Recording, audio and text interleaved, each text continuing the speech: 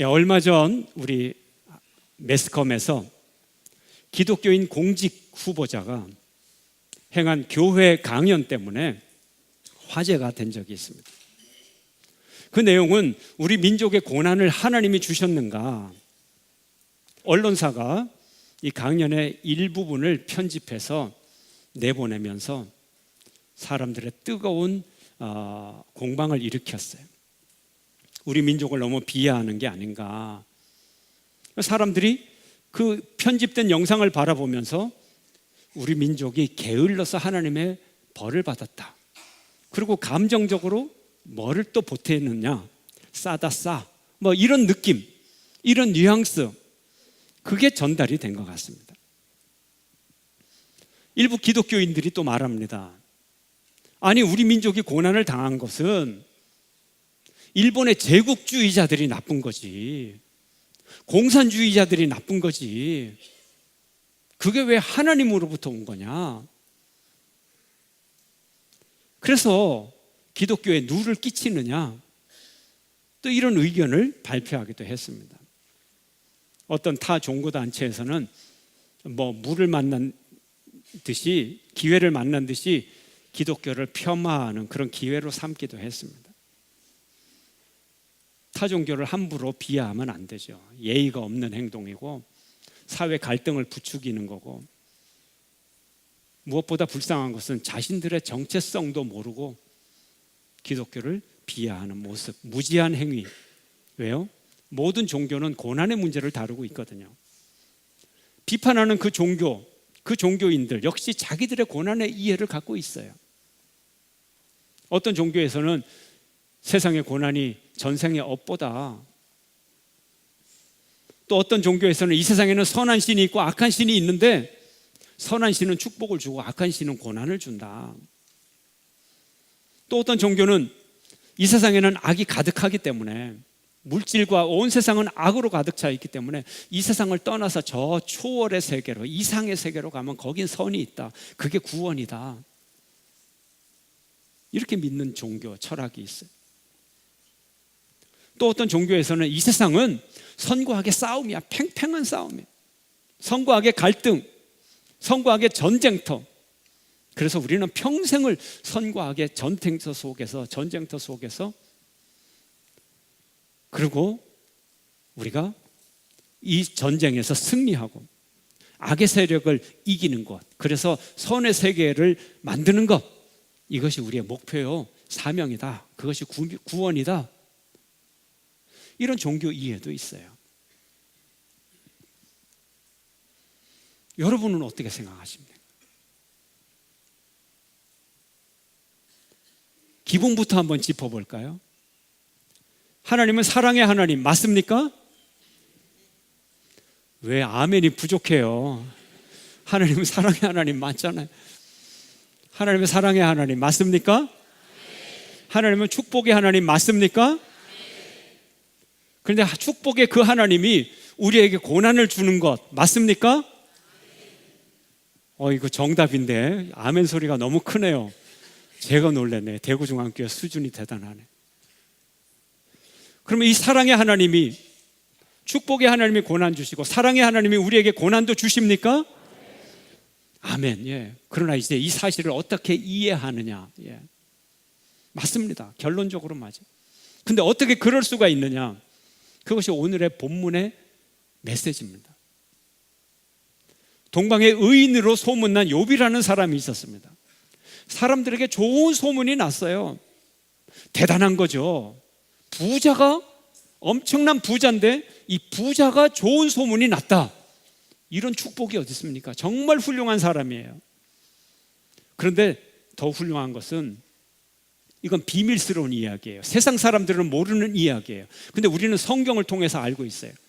더 대단한 거는요, 하나님이 욥을 의인으로 인정을 했다는 거예요. 복을 많이 받았죠. 7남 3녀의 자식을 두었고요, 수만 마리의 가축을 두었고 셀 수 없는 종을 거느렸어요. 당시의 재벌가예요, 재력가예요. 그런데 이제 그 축복 위에 사람들의 존경과 신망까지, 하나님의 인정까지 받았으니 이보다 더 큰 축복을 받은 사람이 어디 있겠어요? 그런데 이런 욥에게 처절한 시련이 시작이 됩니다. 그게 오늘 본문입니다. 소가 밭을 갈고 나귀가 그 곁에서 풀을 뜯어먹고 있는데 스바 사람이 찾아와서 갑자기 강도로 돌변을 하여서 모든 것을 다 빼앗고 종들을 칼로 다 죽였어요. 그래서 이 사환이 헐레벌떡 달려와서 욥에게 말합니다.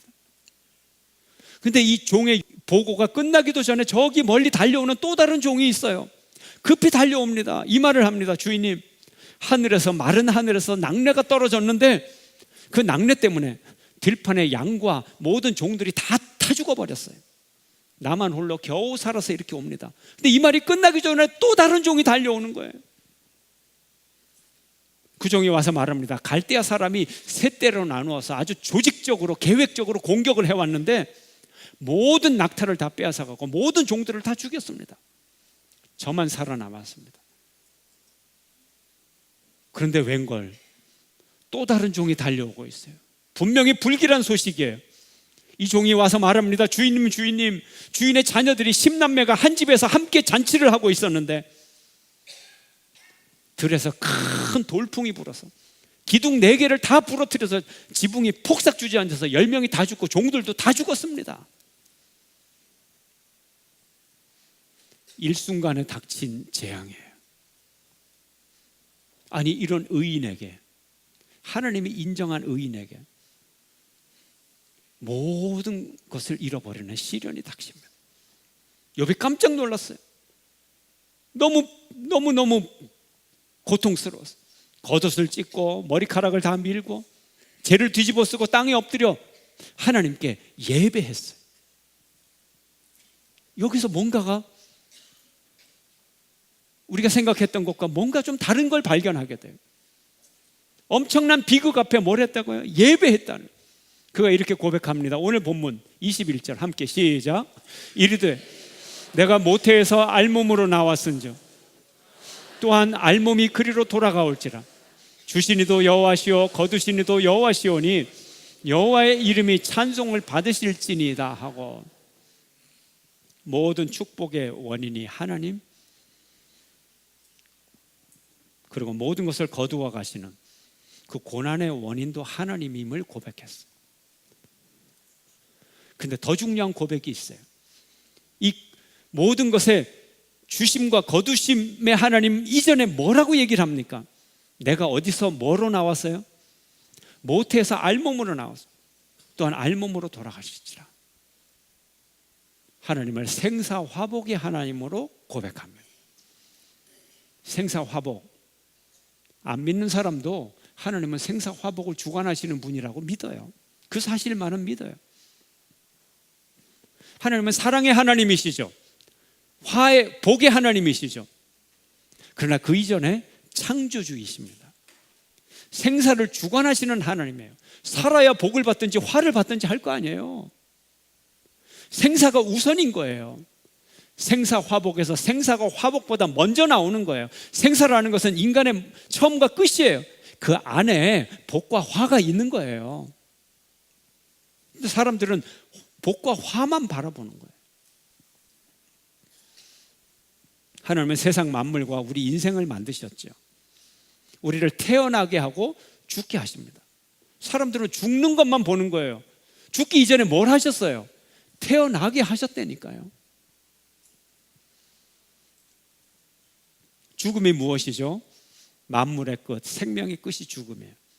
죽음은 필연적인 거예요. 자연스러운 거예요. 축복된 거예요. 그러면서 동시에 죽음은 최고의 고통이기도 하고 모든 고난의 집합체, 모든 징벌 중에 최고의 징벌이기도 합니다. 이런 죽음이 모든 사람에게 임한다는 거예요. 50년 후에 여러분이 저를 만나고 싶어도 못 만날 거예요. 60년 후에 제가 여러분을 보고 싶어도 여러분 없습니다. 모든 사람 죽어요.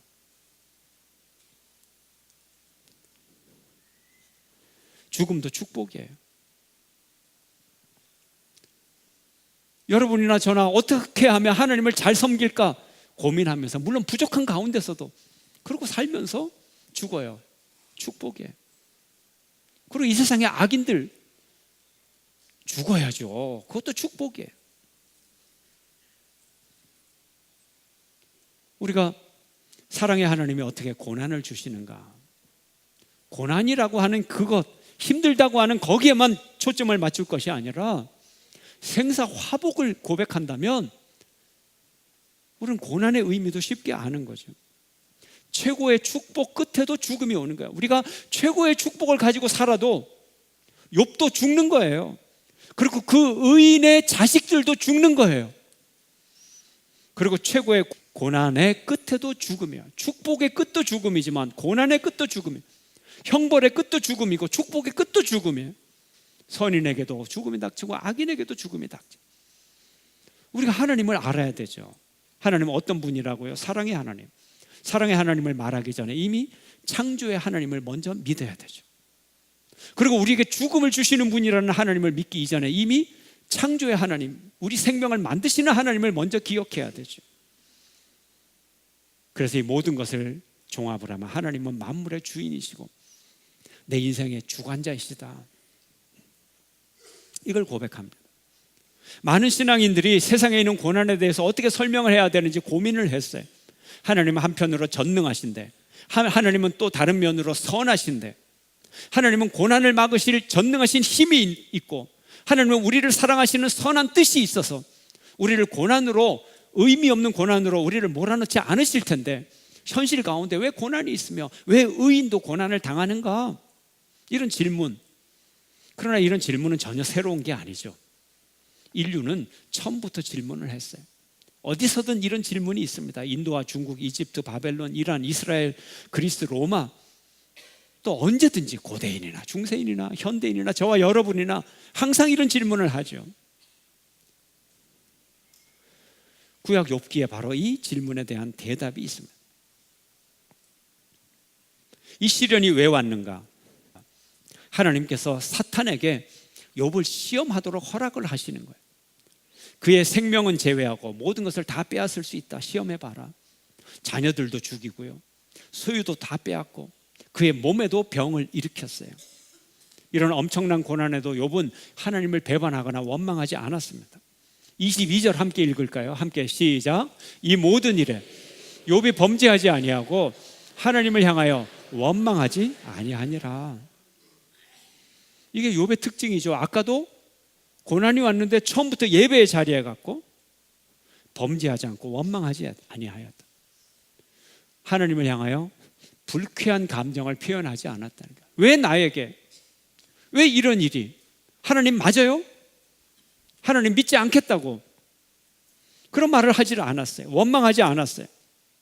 자기가 가지고 있는 하나님을 향한 기본적인 신뢰를 그대로 유지했다는 거예요. 여러분, 이게 이상한가요? 성경을 처음 읽을 때 욥기에서 우리가 충격을 받죠. 그 충격의 내용이, 욥에게는 엄청난 시련이 닥치는데, 엄청난 비극이 닥치는데 그 원인을 보니까 하나님과 사탄이 내기를 했다, 시합을 했다.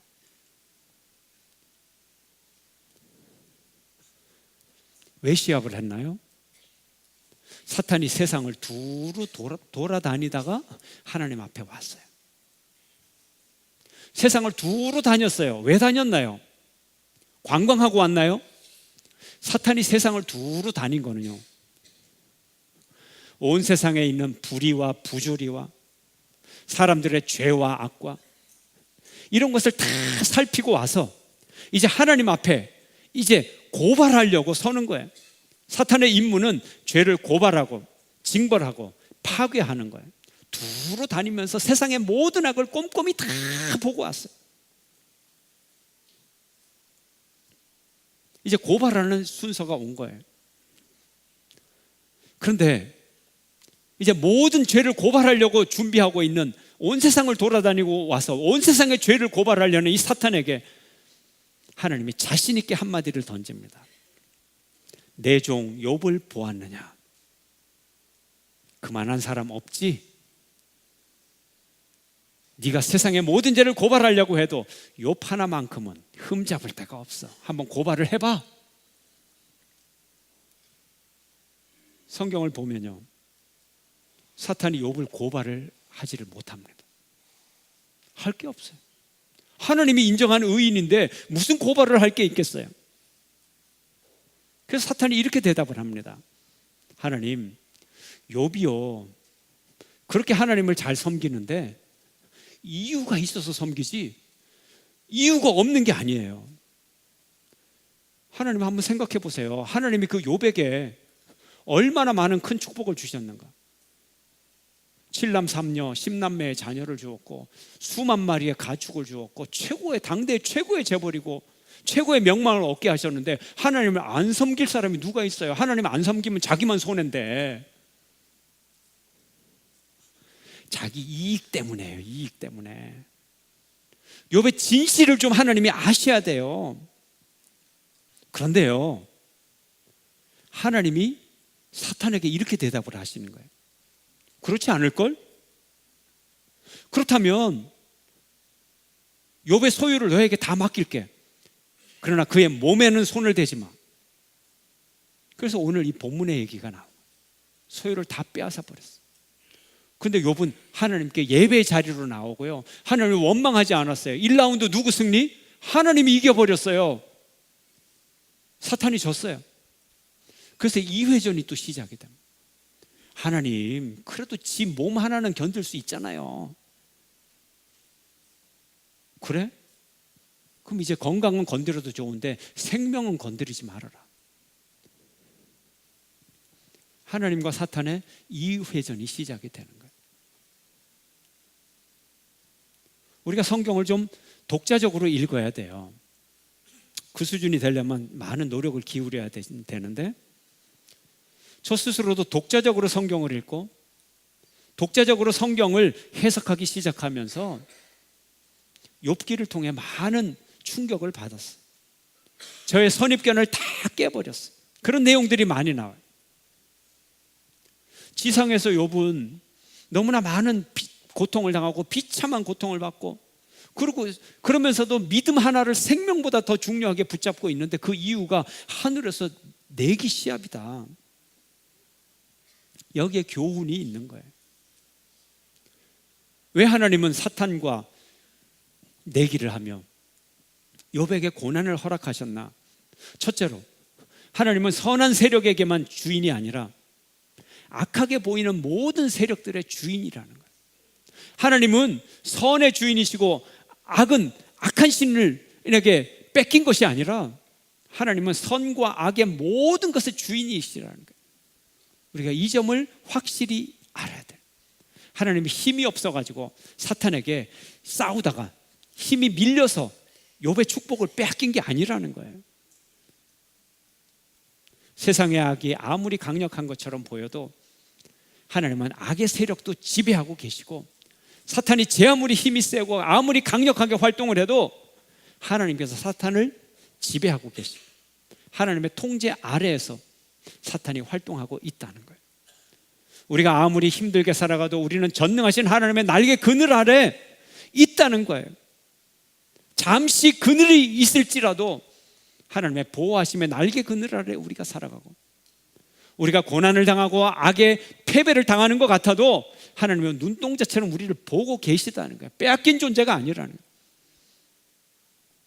두 번째 교훈은 성도들의 일거수일투족을 하나님이 보고 계심으로 사탄의 고발과 사탄이 우리를 파괴해도 하나님은 우리를 믿는다는 거예요. 믿는다. 너 욥을 보았느냐?